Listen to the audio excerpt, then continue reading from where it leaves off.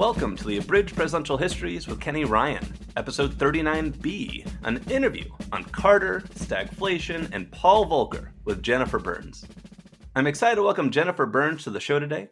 Jennifer is an associate professor of history at Stanford University, beautiful spot, where she focuses on the intersection of intellectual, political, and cultural history, with a particular interest in ideas about the state, markets, and capitalism, and how these play out in policy and politics. She has written biographies on the economist Milton Friedman and the libertarian novelist Ayn Rand. Today, we're going to talk about the vexing challenge to Jimmy Carter in the 1970s, stagflation, the attempts to end it, what failed, and what worked. We're going to get really nerdy on economics, and I can't wait. Jennifer, welcome to the show. Great to be here. Thanks for having me. Let's start with, what was stagflation and how did it get that name? So stagflation is a name that is for the combination of high unemployment and high inflation. So the inflation part is the inflation and the stag is stagnation. So it sort of combines stagnation and inflation together.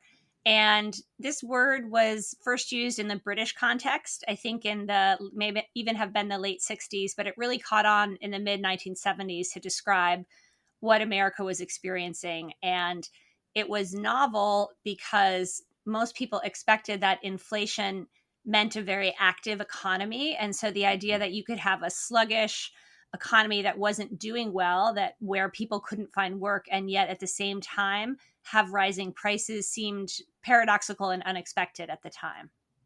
So you say this was novel. Was this something people had never seen before? Were people really freaking out over this? Well, I wouldn't say it's never occurred in history. I think the more relevant context is the post-war era. And in the United States, so first in the 1930s, we have the Great Depression. Then we have World War II. And over the course of World War II, there's quite a significant expansion in the federal government, in the responsibilities it takes on. And it has to grow to sort of fund the war machine. And then afterwards, because of the legacy of the Great Depression, the political system and the federal government take on all sorts of economic responsibilities that they didn't have before. And so we see this in a series of laws passed right after World War II, that for the first time they established institutions like the Council of Economic Advisors that advises the president. They established a joint congressional committee on economic policy. And they mandate that the president's advisors and the president report to Congress on the economic, state of the union every year. So all of a sudden, you've got a lot more formal policy apparatus looking at economic performance, and they start to measure more carefully and pay more attention to things like unemployment and inflation. So if we were to look at the late 19th century or the early 20th century, there are huge boom and bust cycles that happen in the American economy. But this is kind of the first in the modern era where people have been paying attention to these metrics, and where policymakers and politicians have come to feel that both they have the responsibility and the ability to guide the general economic performance of the nation. And so it's in that context that stagflation lands and is unsettling to many of those assumptions. What was causing the stagflation? Is there a consensus opinion? So there's a couple different pieces of it, and I would say it fits into a couple of different buckets. So one is simply that there had been a sort of burst of economic prosperity in the United States and in the nations that recovered from World War II. And to some degree, this is starting to run its course in the 1970s. So you are seeing also in the 1970s more global competition. And another real cause of it, especially in the United States, is spending on what is called guns and butters. So spending both on military defense, spending heavily on social programs, and allowing a looser monetary policy in order to underwrite and facilitate that spending. So that starts to trigger inflation. You also have some external shocks, things like the oil crises in the Middle East. Although there's been some evidence that different countries were affected differently by those oil shocks. So it seems that it's a combination of the oil shock and a certain type of monetary policy that's not really vigilant about inflation, that's focused more on short-term economic cycles as opposed to long-term price stability. So you mentioned this impacted different countries differently. The word itself came from England. How else were people being impacted around the world? Like, was this just a Western European thing in America? Did the Soviet Union have stagflation? Like, what did it look like around the world? So stagflation really became most known in the United States and Britain. And one thing that's really interesting about the political and economic history of Britain and the United States is they're really on parallel paths. They go back and forth between liberal and conservative governments. They try price controls. They're struck with inflation and low growth at the same time. They try the same set of solutions. So one major difference is that Britain has a very powerful labor party and very powerful labor unions. And Britain was also beset by a lot of labor strife at this period of time. So in some ways, the British situation was more unstable and more difficult. Not so much stagflation, but hyperinflation, which is, a very high rate of inflation, was more prevalent in Latin America. And again, that's often linked to government spending and monetary policy. So printing lots of money to pay government employees and that driving up the price level there. So sort of economic mismanagement. So you see that in Latin America, where you see stagflation more in the Western industrialized country, but a country like Germany, for example, was able to make it through without experiencing a significant episode of stagflation.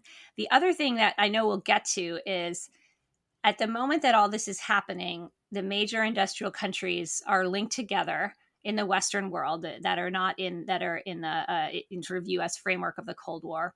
They're linked together by Bretton Woods, which is an agreement hammered out after World War II, in which countries agree to exchange their currencies for gold in various ratios.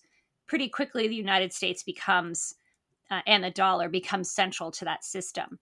And so what this means is if the United States starts to experience inflation, other nations will also start to experience inflation unless they take steps to prevent it. So the U.S. inflationary episode becomes a potential contagion to the rest of to the rest of the Western world. Very interesting. And you mentioned all these different things were tried. Among those things tried were price controls. And one of the wildest surprises to me of the 70s is that of all the people to attempt price controls, it was Richard Nixon, a Republican president who he's the first president really to be dealing with stagflation, and he tries to deal with it by implementing price and wage controls. Why did Nixon take that approach? So, yeah, this is interesting. And again, to the British example, there's also a British effort to do wage and price controls. But what happens in the United States is it's basically political. Richard Nixon comes into office, and although he's a conservative Republican, once he gets into office, his real goal is to try to create a broader majority and to try to draw from both sides of the aisle. So he becomes pragmatic and he sets aside a lot of his ideological priors or a lot of his previous loyalties. And I talk about this to quite some degree in my book because he was a fan of Milton Friedman. He wanted Friedman to advise him, and Friedman advocated what he called gradualism. That is, holding the monetary growth steady, following a pretty steady and consistent monetary policy, and eventually inflation would start to come down. And he said you should do it gradually, because if you don't do it gradually, your only option is basically going to be a shock, a recession that will end inflation quickly, but will cause a lot of pain. So he and George Shultz, who was one of Nixon's closest advisors, were advocates of gradualism within the administration. And this worked for a while. And then Nixon just got impatient. The election was coming up, and he thought he decided to take the advice of another set of advisors who said price controls will fix this problem. And he felt, I need to fix this problem in order to ensure my reelection. And so he made that step along with some steps to he did what's called closing the gold window at the same time. I know we'll talk more about that. Yeah. So really, it's a political calculus, and Nixon does what he thinks he has to do to get reelected. And did it work? While the price controls were in place, did they have their intended effect? For sure. I mean, first of all, they were incredibly popular. Everyone was Yeah. like, thank you. Nixon got all kinds of fan mail. Everyone thought these were great. If you look at the graph of inflation, you'll see a big dip right around the Yeah. time the price controls were put in. The only people who didn't like this were economists who basically from start, top to bottom said this isn't going to work. This is a temporary fix. It's Yeah. really not going to work. And Milton Friedman in particular was incensed as he said, this shows you're not understanding what's driving the inflation. This is putting a Band-Aid on it. It's not actually getting to the root of the problem. But Nixon had other advisors who said this would make sense. And so we get here to sort of clashing interpretations of what is causing inflation. And for a number of economists, they thought of it, they often use the term cost push.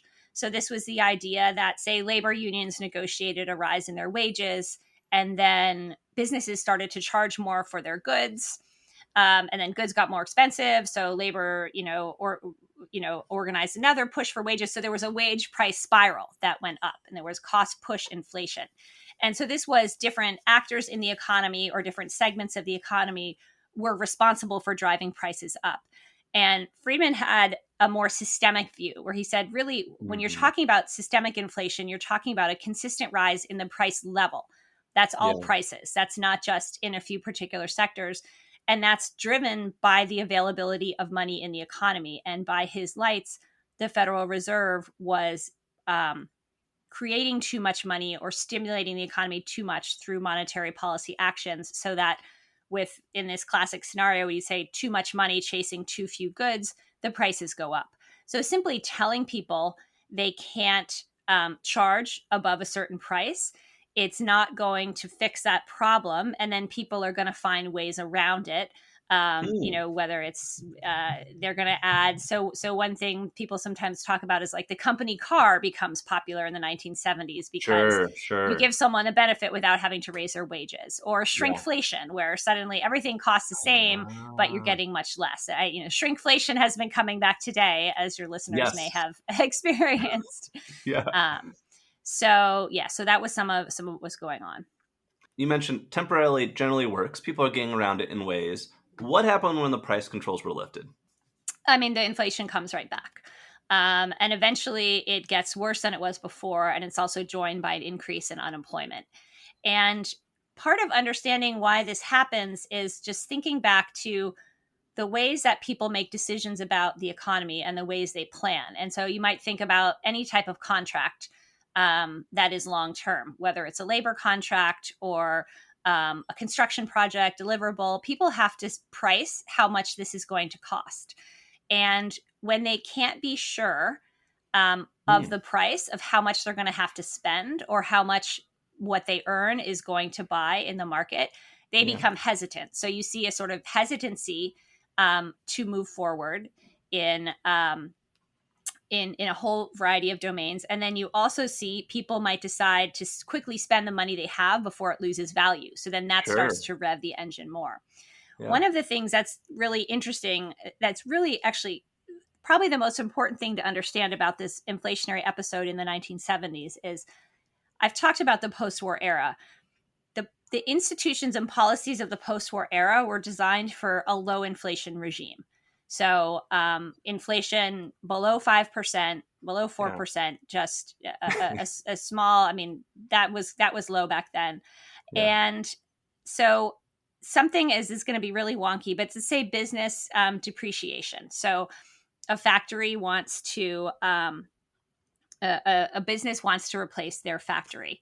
And they would normally get, if they spend the money, they would get a tax break for spending that money. So that's a big incentive. It's one of the ways you stimulate economic activity.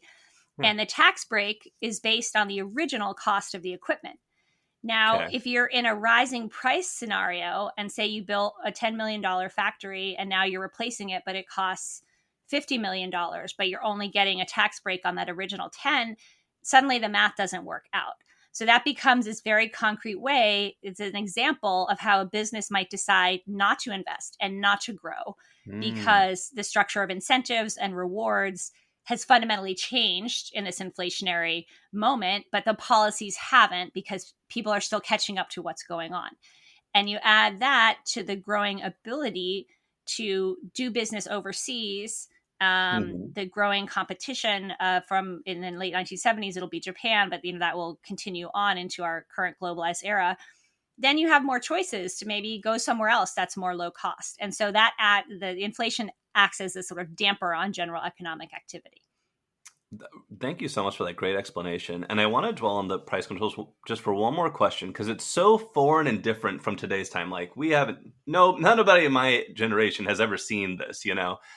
Was the failure the price controls? Like, was that the problem, or was it the lifting of them that was the problem? You know, if they kept them in place, would that have been a viable solution?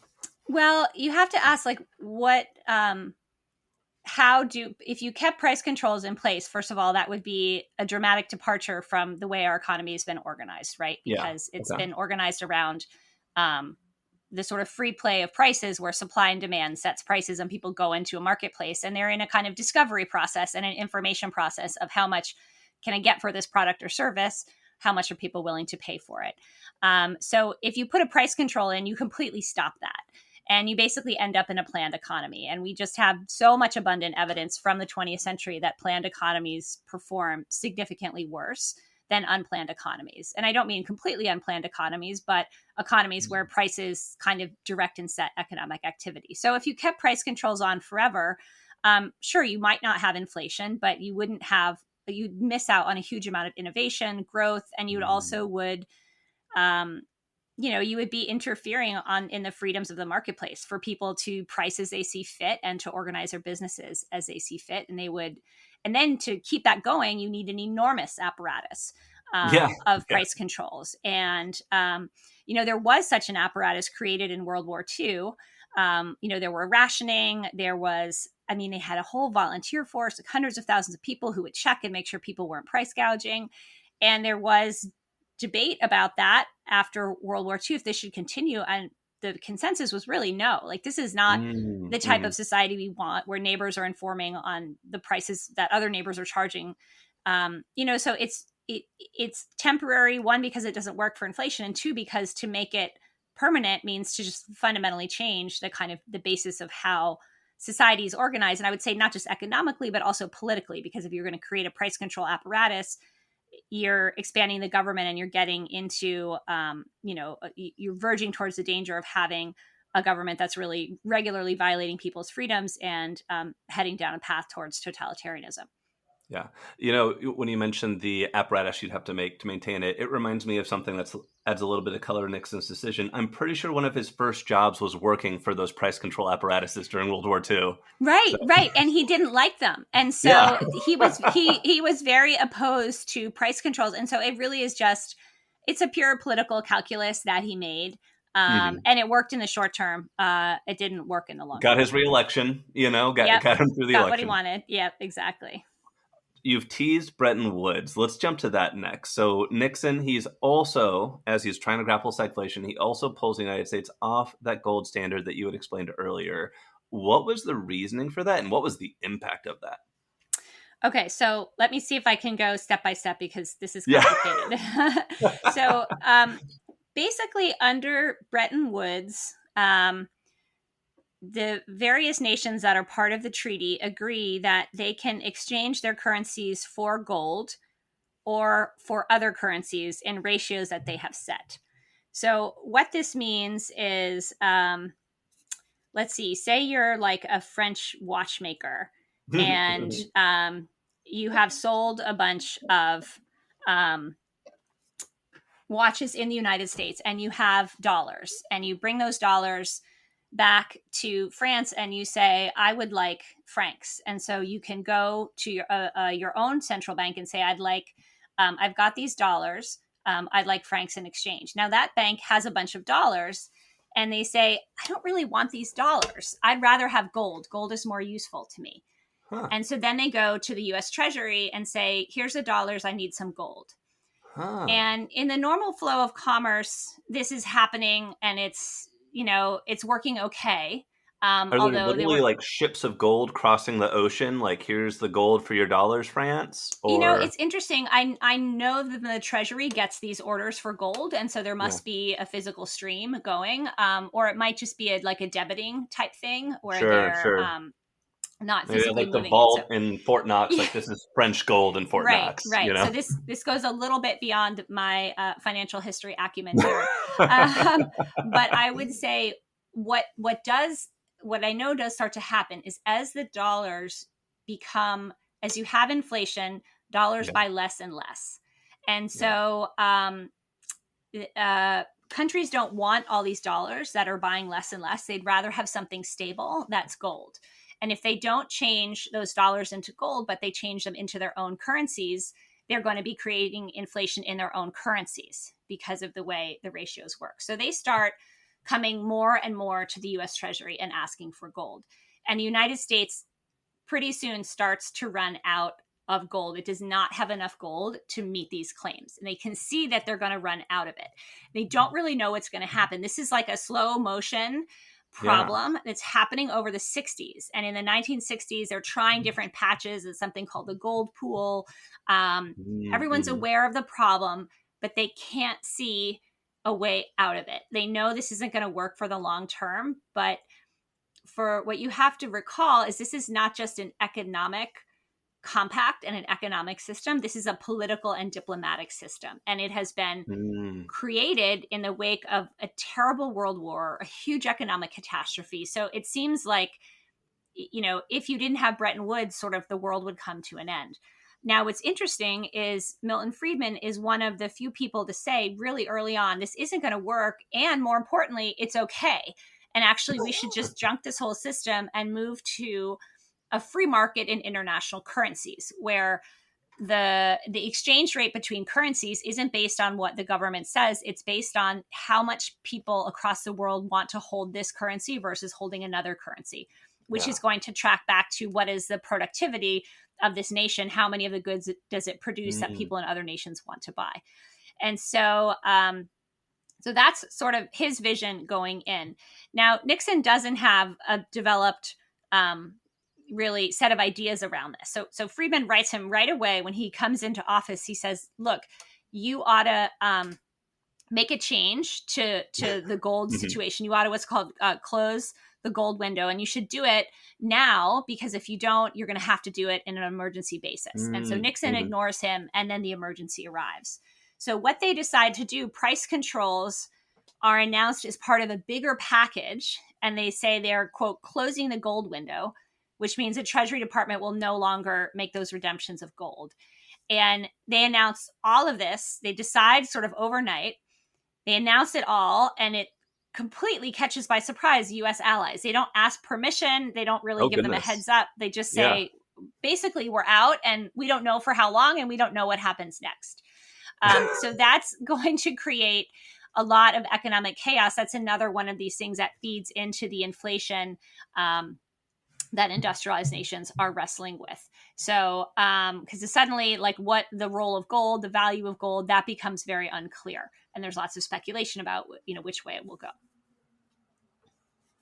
One of the things that's fascinating to me about that is it reminds me of the 1920s when you had the mirror of it happening. A lot of gold from Europe was siphoning to the United States, and I think England drops the gold, without really Mm-hmm. warning, and that kind of is one of the things that some people point to say, did this lead to the Great Depression? So I can see this as being a really scary moment of what happens next, and everyone's just trying to figure it out, and how do we avoid that challenge? Yeah, I mean, Britain will go off the gold standard once the depression is underway, and that helps get it out of Right, right, yes, depression. yes. What is interesting is this is a modified gold standard, so there's a gold ratio, and there's a diplomatic agreement. But it's not the same as previously when gold to dollars was more fixed and people could actually own and Mm, possess gold. So we're kind of like halfway. Um, I mean, this is a really important moment, though, because the gold window never comes back open. And so essentially, the United States shift to what's called a fiat currency, where it's not grounded right, right, on yeah. a fixed metal. It's grounded in policy. And so that basically means it's grounded in institutions like the Federal Reserve, the Congress, and the presidency, insofar as the Congress and the presidency can pressure or not the Federal Reserve. And it's grounded in the ideas people have about what the Federal Reserve should do. So it's quite a transformative moment. And again, it's Nixon worried about his reelection, making these enormous decisions. Yes. Okay, so Nixon does all these things, and then he's impeached, and he's out, and poor Gerald Ford inherits this. Yes. What was Ford's approach, and did he have any luck? So Ford is remembered for the very ineffective program called Whip Inflation Now, WIN. Woo! Yeah. And these little buttons. And really what Ford was doing was a continuation of the strategy that started in the 1960s, which was called alternatively jawboning. And jawboning is when the president tries to sort of shame and coerce you into not raising your prices.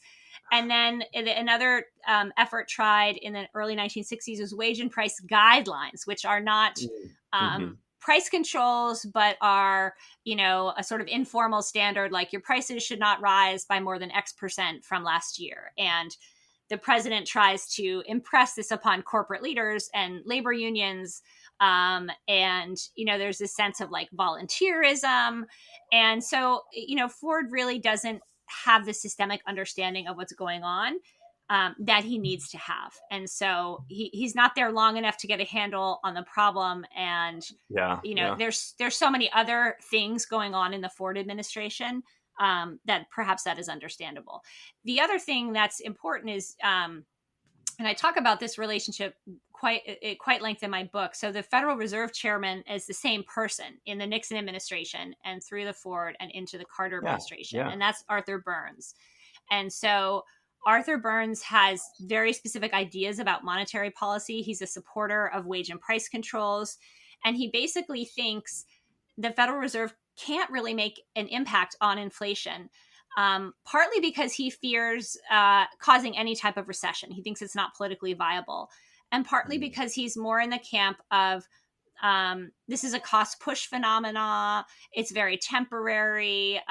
It'll go away eventually. So he doesn't have a strong analysis of inflation. And in particular, he doesn't have an understanding that inflation has a dynamic of its own, that it can tend to build on itself as different participants in the market try to get ahead of it by charging higher prices, and then it kind of builds into it as well. And I have to say real quick, your book gets so well going into the details of like the letters between these economists and how they're trying to tear apart this problem. It's like delightful stuff. So I highly encourage folks read it to get an even deeper dive. After Ford comes Carter. We got the peanut farmer in the White House. At what point does Carter tap Paul Volcker to lead the Fed? And what leads him to Volcker? So Jimmy Carter comes into office. He's got the same inflation problem. It's gotten worse and worse with time. It will get, close to 10% and higher. And so Arthur Burns eventually, he decides he's had enough with Arthur Burns. He briefly appoints another Fed chair, William Miller, who really is not well liked, is not popular, and does not make any difference to inflation, continues rising. And so this is when he starts to think about Paul Volcker. It appears to be a fairly quick decision. He doesn't know Volcker really well. What he starts hearing is that he needs someone with a really strong and good reputation to tackle this problem. And Paul Volcker is running the New York Fed at the time. That's the most powerful of the regional Federal Reserve banks. He has served in the Treasury Department before. He's a longtime civil servant. He's worked for Democrats and Republicans. And he has a really great reputation in the New York financial sector. And this is really essential to the Fed's operations and to the overall sort of economic climate. So the decision is made to tap Volcker. And Volcker says, I'm going to be independent as a Fed chair. And Carter says, yes, I understand that. He doesn't really fully understand, I don't think, what is going to shake out with Volcker. And he does come to regret appointing him for he feels that ultimately Volcker damaged his presidency. But nonetheless, it's remembered historically as really an excellent choice because of Volcker's experience and his credibility and his willingness Mm-hmm. to make really difficult decisions. So the Fed can be very confusing and intimidating. Let's break it down. What tools does the Fed actually have for influencing the economy that Volcker is about to be putting his hands on? So let me say that what I'll describe is the way the Fed was running in the 1970s. And of Okay. course, today we are in a little bit of a different technological environment, and there have been some changes to how the Mm, Fed runs. But okay. so just to kind of back up, the Federal Yeah. Reserve System is a network of 12 regional banks. And within each region, there are banks that are members of the Federal Reserve System and banks that are not members of the Federal Reserve System. And generally, members of the Federal Reserve System are the most established, best capitalized, well-run banks. And so they are kind of the leaders in that sector. And so when the Federal Reserve Bank of St. Louis, the official head bank, then has its member banks, then has another set of banks. And now today, all banks in the United States are subject to Federal Reserve regulations and requirements. Previously, only member banks were under the control Hmm. of the Fed, but because these member banks were so prominent, they had a sort of informal control over the other banks that were not in the system. So Okay. then you have these 12 banks, and the heads of these 12 banks feed up into the Federal Reserve Board. And so the Federal Reserve Board consists of these 12 members, and then there's an appointed chair of the Federal Reserve Board. Then there's another group called the Federal Open Market Committee, and that has a rotating membership that is drawn from the 12, but doesn't include all of them. And the FOMC, Federal Open Market Committee, makes a lot of the decisions. And so Okay. the Fed has a couple of tools at its disposal. So one is that it lends to banks when they need money, and so it can control the rate at which it lends to member banks when banks come to the discount window. But banks don't really want to come to the discount window a lot because it looks like you're in trouble, like it looks like Yeah. you're going to Yeah. dad for a handout. So Yeah. that's not a super effective mechanism. They can also require banks to hold a certain amount of reserves. And Mm. so if a bank is holding reserves, that money is in the bank vault, it's not circulating. And so that's a way to control the amount of money in the economy. But that's kind of Mm. clunky and Mhm. difficult. And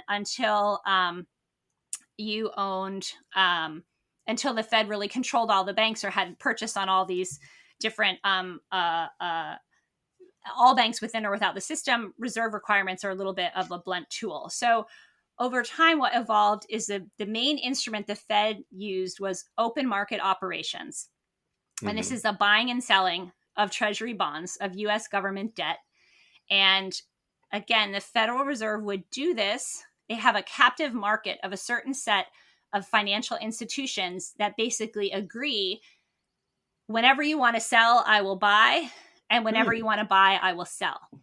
And the Hmm. reason they agree that is because they basically get a wholesale price on these bonds, and then they turn around and mark up to their customers.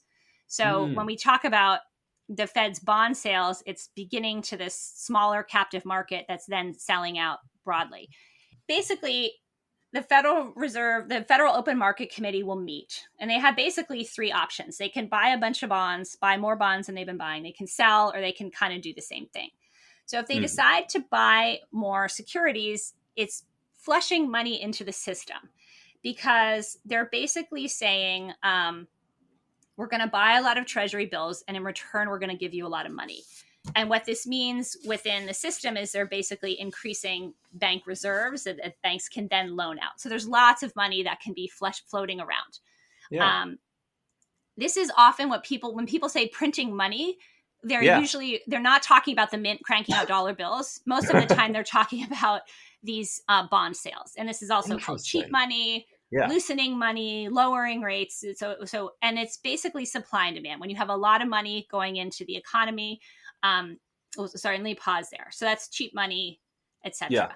Now, the other thing it can do is it can decide to sell the T bills that it already holds. So the Fed has, its own holdings, and it can say, I'm going to sell these. And these member or these buyer brokers, now they have to buy them. So now they have to take money they could otherwise lend to customers and give it to the Fed. So the Fed is now pulling money into its system. Now, here's where interest rates come into play. Yeah. When the Fed starts pulling money into the system, there's less money out there. So money becomes more expensive. So interest rates, which is the price to borrow money, go up. And the banks are doing that independently. When it's pushing money out, it's giving everybody lots of money, the interest rates are going down. The main rate that is changing is called the federal funds rate. Now, stay with me here. This is not a rate that has anything to do with the federal government. The federal funds rate, it was named this in like the 1920s when certain banks had like telegraph equipment to communicate with each other, and those banks that could communicate and set and do these rates, that became called the federal funds rate. So banks that had access to this more advanced technology. But the federal funds rate has come to refer to what banks charge each other to lend across each other. And if you think about the banking system, people are depositing, they're withdrawing, they're buying, they're selling. Things clear over time. And so banks have to always are often working with other banks to make sure they have enough money. And maybe it's just an overnight loan, right? It's just to kind of keep things moving. And so that rate that they charge each other is the federal funds rate. And that is influenced not directly by the Fed, but by the Fed's bond sales to these key players in the market. So this is what's really confusing about the Fed is it doesn't directly set the federal funds rate. You would think it would, but it doesn't. Yeah. And it's by these open market purchases that rate goes up or down. And because that rate is about interbank lending, that controls what banks can then go out to consumers and do, whether they have enough money to give you a really nice mortgage or they don't have enough money. So if you want that mortgage, you're really going to have to pay for it. And if you don't mind me asking, how precise of a tool is this? I feel like you hear people talking the Fed raised the rate, lowered the rate, as if, you can just say, I'm going to move it up a point. Is it kind of guesswork? Are you really like, we're going to buy this much and we think it'll move it this direction, but we don't know it? Are you kind of very feeling around in a dark room to see what's going to happen? The Fed has gotten better and we have better information on this. But one just issue in monetary policy is what Milton Friedman called the lag, that there is a lagged effect in monetary policy, which means it takes time for these changes to work through the system. And you can imagine that if you rent a house, you normally rent it for 12 months or longer, right? Yeah. If you sign a job contract, you don't renegotiate it immediately because prices are going up. So it takes time for these things to work. So even if you get interest rates where you want them or you make the right type of sales, you have to wait and see what sort of effect is this having on the economy. Now, the other thing that's really important, and again, this is I'm speaking about the situation in the 70s. I can say a little more how things have changed in our more modern era, but at the time, the Federal Reserve used the interest rate as its guide to whether there was a lot of money in the economy or a little. So if interest rates were high, the Federal Reserve would conclude money's pretty tight. And if interest rates were high and money's tight, then you might need to put more into the system to stimulate it. Right. And so this was how they were doing policy, by looking at interest rates. And again, I have to stress the Fed of the 70s is not the Fed of today. They had very different operating procedures. It was almost like a gentleman's club. There was not a lot of scientific analysis, or, they had a very strange way of operating. So one thing that Milton Friedman kept saying, which made no sense to anybody for most of his career, he said, interest rates don't really have much to do with whether money is tight or easy. And people were like, what are you talking about? This is like the definition of money being tight or easy is the interest rate. Right. And so what he was saying is that because of this lag, the interest rate can be reflecting how policy has been. And the other thing is that Friedman did, and I know that your listeners who are more informed might have trouble believing this, Friedman distinguished between what he called the nominal and the real interest rate. Right. So the nominal interest rate is like, I go to the bank and I want a mortgage and it's 5.25%. Right. The real interest rate is adjusted for inflation. Right. So if you have, say you have that 5% interest rate and you have 2% inflation, then it's really a sort of a 3% It's interest the rate. gap. Yeah. Yeah. But if the inflation is running really high, that might be a negative interest rate. So Friedman would say things like, is 10% a high interest rate? And he'd say, it depends. And most people say, oh my God, 10%, that sounds really high. He's like, no, if you've got 9% inflation, that's not high. And so his whole point was, look, once inflation gets going, people are trying to get out ahead of it. And they're realizing that in order to make a profit on lending, in a high inflationary environment, I've got to charge way more. So he starts saying, look, a high interest rate could actually mean that money is really loose. Like it's so loose that people think the only way they can get make a profit or make sense to loan is to charge even higher. So Friedman was saying this throughout the 1960s, and because inflation was stable and had been stable for decades since the end of the war, it didn't make any sense.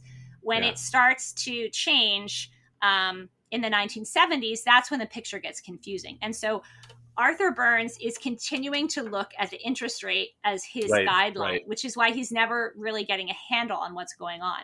And so that will change when Paul Volcker comes into office.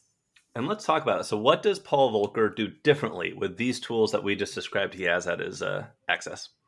So there's a couple things he does. So Friedman had always said, you shouldn't be looking at interest rates. You should be looking at the actual physical amount of money in the economy. And he used what are called monetary aggregates. So, and he had, worked with Anna Schwartz to develop a historical portrait of how these had worked in the US economy since the Civil War. So he had a pretty good empirical basis for this. And he said, you really should be focusing on aggregates. So when Volcker came into office after pretty soon in, he announced that the Federal Reserve would start shifting to aggregates. And so what did this mean? It means for operating, they're going to try to look at actual measures of money in the economy. And they're going to, Volcker says very explicitly, we're going to downgrade interest rates. Like we're no longer going to take interest rates as a be all and end all. And we're no longer going to really control interest rates. We're no longer going to say, and the Fed used to have, although we've talked about, it doesn't directly set the interest rate. It had these bands where it would say, we want the interest rate between, I'm just going to throw out a number, between 4 and 6%. And so the open market operations, the interest rate is going to fluctuate, but it's not going to go higher or lower than that band. And Volcker says, we're setting aside interest rates. We're just focusing on aggregates. So what were the short and long-term impacts of what Volcker did differently? Did this eventually fix it? Was it a bumpy ride to the solution?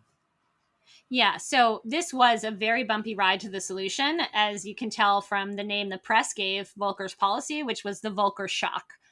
And so what Volcker decided to do was focus on the aggregates, ignore interest rates. And what that meant was that interest rates started to go very high. And this was the inflationary dynamic. Now that you could charge more, people started trying to get ahead of inflation. This really spooked Volcker. He didn't realize how entrenched what people today call inflationary expectations are, which meant pretty much everybody thought inflation was here to stay. They also thought the Fed wasn't serious. They were like, yeah, I don't know about this guy. And so Volcker decided to let interest rates go as high as they would. And so there's another piece of the puzzle here. This is really important for the whole story. And I go over this in some detail in my book.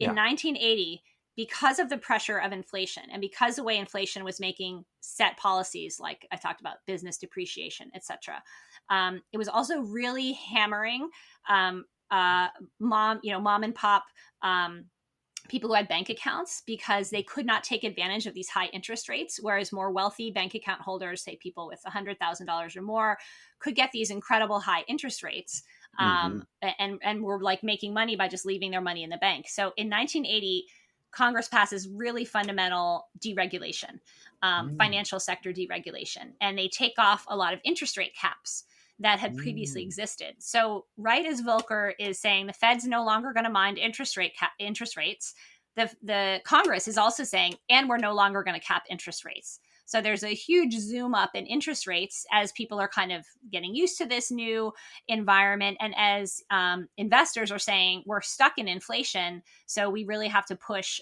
We have to push up if we're gonna get any profit. So interest rates go as high as 20% daily Woo! rates. Yeah. That is just crushing. Nobody's Yeah. going to buy a car at 20%.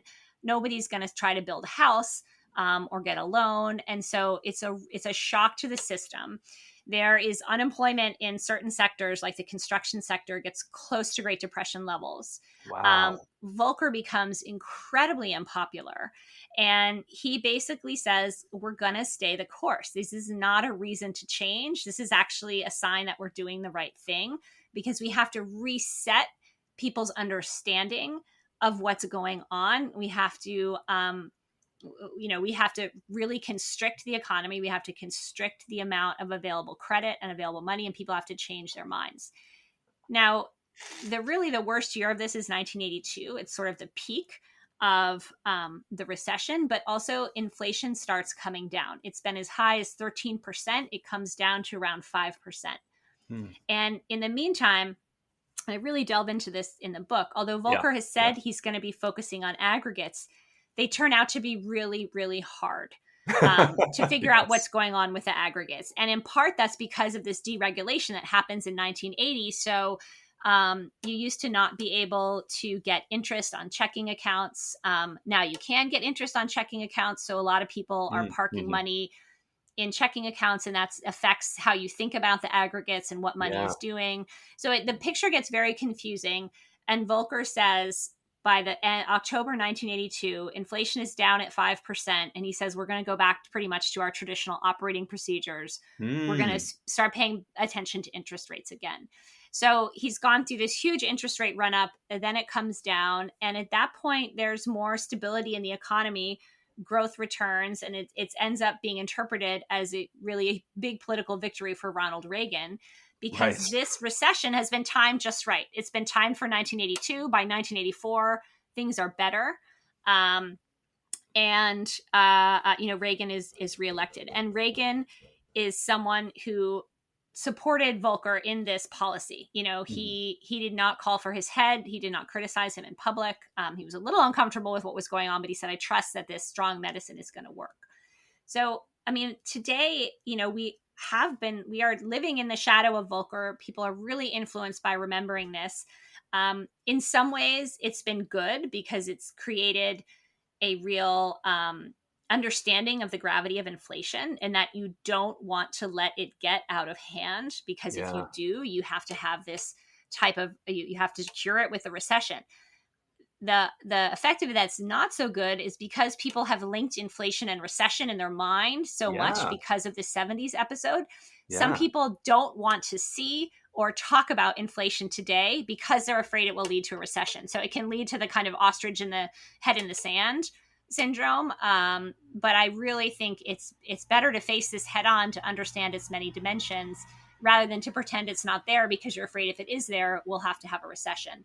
And it's not the case. This idea of gradualism, that you can bring inflation down slowly, that's possible. It just calls for consistent and deliberate policy.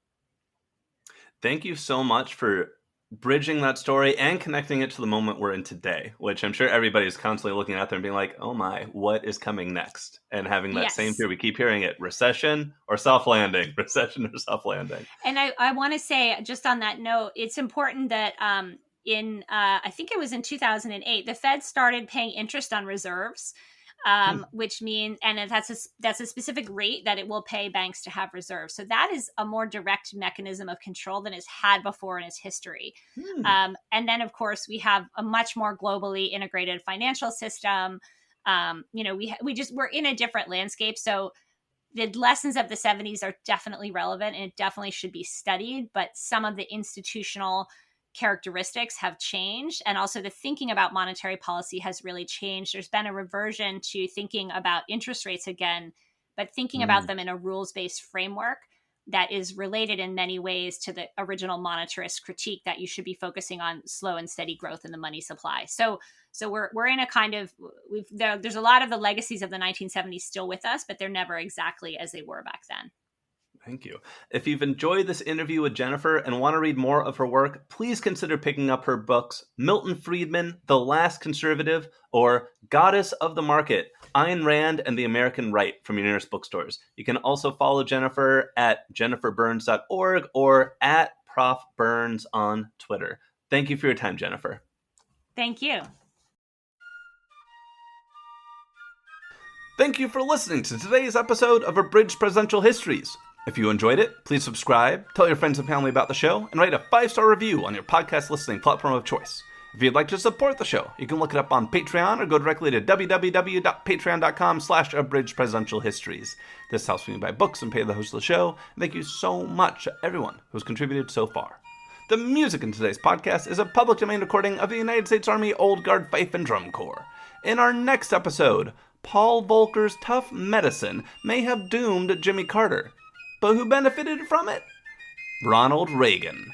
Let's move on to the movie star president who rode waves of change to a conservative revolution. That's coming up next time on Abridged Presidential Histories.